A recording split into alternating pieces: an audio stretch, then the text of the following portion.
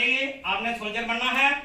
तो यहाँ पर जो कि कर्नल साहब, कमांडर, बहुत बड़े कमांडर होते हैं, तो कर्नल मनीष जी, मैं उनसे रिक्वेस्ट करूंगा कि वो पार्टी के लिए या थोड़ा सा, क्योंकि भवानी सर इनके बहुत क्लोज हैं, तो इनकी तरफ से और पार्टी की तरफ से थोड़ा बोले, और उसके बाद मैं श्री भवानी जी से उनसे प्रार्थना करूंगा कि वो भी 4 शब्द हमारे बच्चों को बताएं और इनके अंदर इतना जोश बढ़े कि ये भी इंडियन आर्मी का, जो इन्होंने इंडियन आर्मी में जाना है, देश की सेवा करनी है। सैनिक एक बहुत बड़ा सैनिक एक ऐसी चीज है, वो इंडिया का पहले नंबर पर रखते हैं हम, क्योंकि सैनिक एक बहुत बड़ी शक्ति होती है।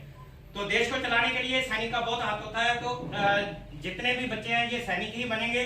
तो मैं अभी कर्नल मनीष जी से प्रार्थना करूंगा कि वो 4 शब्द बोलें और बच्चों का हौसला अफजाई बढ़ाएं।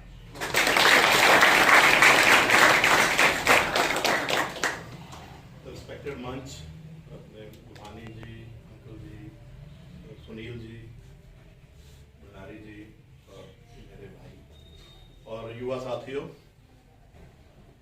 चेहरे तो अरे मुरझाए लगे। हाउ द जोश, हाउ द जोश, हाउ द जोश, गुड, शाबाश बेटा। You are starting a new career, नई जिंदगी शुरू करने जा रहे हो। 10वीं 12वीं कर ली आपने, अभी कोई ग्रेजुएशन कर बैठा है, कोई ITI कर बैठा है, और आपने अभी सोचा है कि हमने आर्मी में जाना है ना? यही सोचा है ना? आर्मी में जाना है, आपने बेल्ट पहननी है, कोई भी चाहे खाकी वर्दी पहननी है या यूनिफॉर्म पहननी है, ये आपका प्लान है।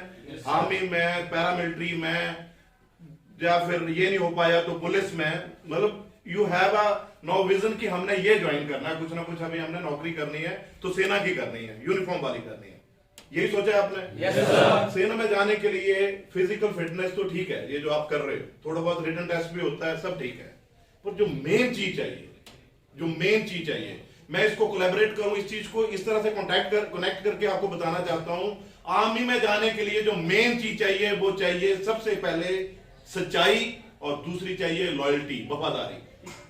समझ रहे हो मेरी बात, मैं क्या कहना चाह रहा हूं?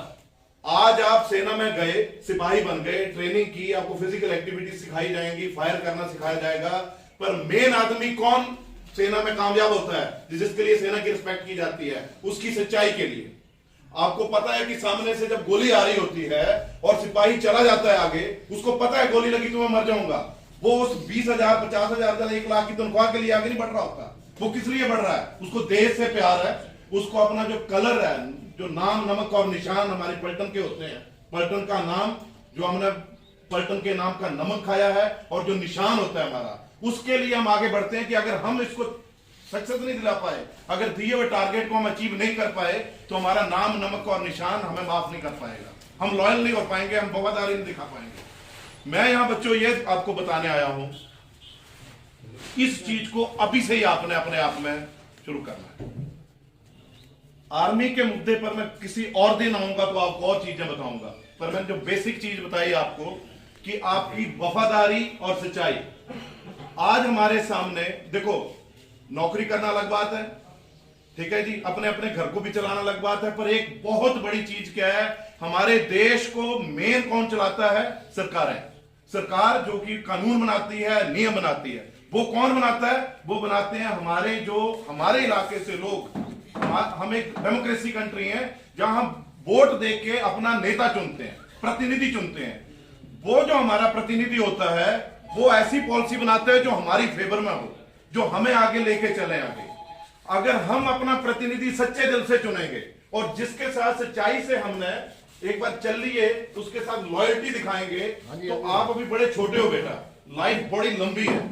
अभी आपकी उम्र 18 से 20 साल, 22 साल है, लाइफ बड़ी लंबी है।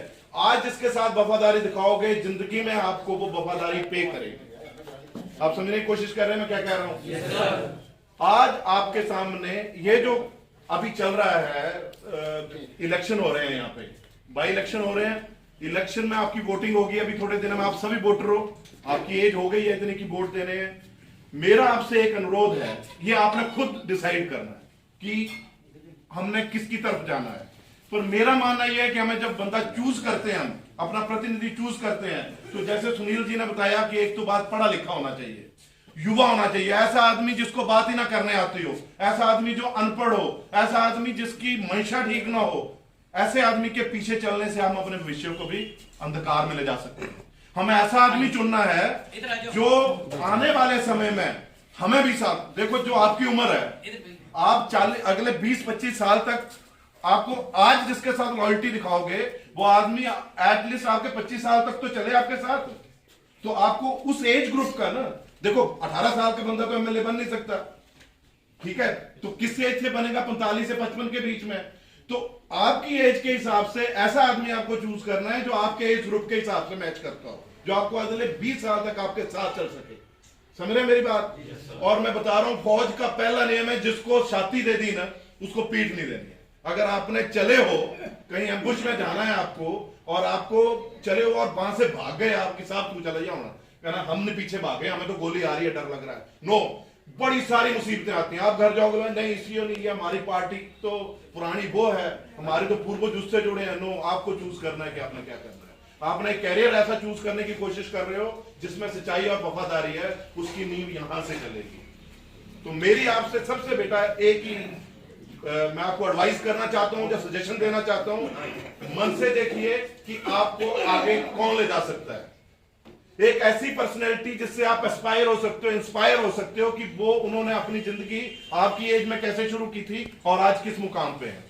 एक ऐसी पर्सनैलिटी जिसके पास विजन है कि आने वाले समय में, जैसे उन्होंने बताया कि सिर्फ ठीक है जो बेसिक एम्यूनिटी की जरूरतें वो तो होंगी ही, पर आपको नौकरियां भी तो चाहिए, सरकारी नहीं तो प्राइवेट, प्राइवेट नहीं तो सेमी गवर्नमेंट, नौकरियां भी तो चाहिए ना। और उसको कौन कर सकता है? जो पढ़ा लिखा आदमी हो, जो पूरे वर्ल्ड में अपनी एक्सपर्टीज के लिए माना जाता है।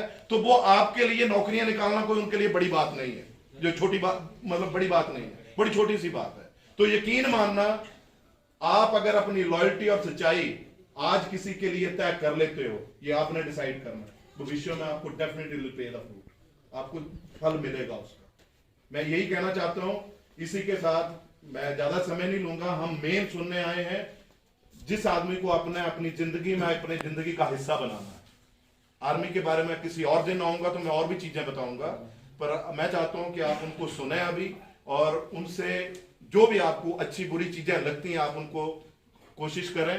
और मैं तो यही कहूंगा, एज अ सुनील जी जानते हैं कि कर्नल क्या होता है आर्मी में, ठीक है।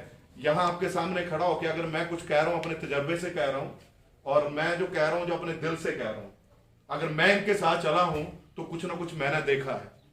तो मेरी आपसे रिक्वेस्ट है, मैं तो ये कह ही रहा हूं आप चलो, पर आपने भी डिसाइड करना है, पहले सुनिए और डिसाइड करिए। और यकीन मानना, जिसके साथ चलना है, जिसको छाती दे दी उसको पीठ नहीं देनी है, फिर चाहे कोई कुछ करे। और मैं आपको एक और यहाँ पे प्रॉमिस लेके जाता हूँ, आप सारे अपने मोबाइल नंबर देना, मैं सुनील जी से ले लूंगा। हम आपको डायरेक्ट आपको कहीं ना कहीं जब भी जरूरत होगी लाइफ में, डेफिनेटली विल हेल्प यू, ठीक है। चलो, थैंक यू वेरी मच। जय हिंद।